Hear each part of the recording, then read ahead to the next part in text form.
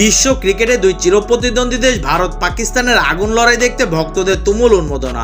অথচ ICC ACC tournament ছাড়া সাধারণত তাদের দেখা হয় না, যা নিয়ে আগ্রহের কমতি নেই ক্রিকেটারদেরও।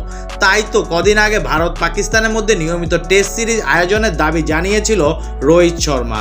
ভারতীয় অধিনায়কের এমন মন্তব্যের সঙ্গে পাকিস্তানের কিংবদন্তি শহীদ আফ্রিদিও একমত জানিয়েছে। সংবাদ মাধ্যম সামা টিভিকে বিষয়টি নিয়ে দেয়া এক সাক্ষাৎকারে তিনি বলছে, বিলকুল বহুত আচ্ছা জবাব হয়, হোনা ভি এই চাইয়ে, অর্থাৎ খুব ভালো উত্তর দিয়েছে রোহিত, এটা বাস্তবে হওয়া দরকার আছে। তিনি আরও বলেন, ভারতের অধিনায়কের করা এই মন্তব্য খুবই পজিটিভ, সে ভারতের একজন প্রতিনিধি। আমরা বরাবরই বলেছি, ভারত এবং পাকিস্তানের সম্পর্কের ক্ষেত্রে বিশেষ করে ক্রিকেট খেলাটা আলাদা একটা গুরুত্ব রয়েছে। আমরা একটা সময় ভারতে যেতাম, সেখানে গিয়ে দ্বিপাক্ষিক সিরিজ খেলতাম। আমরা দুই প্রতিবেশী, তাদের সম্পর্ক যতটা সম্ভব ভালো করা যায়, এটা দুই প্রতিবেশীদের অধিকারের মধ্যে পড়ে।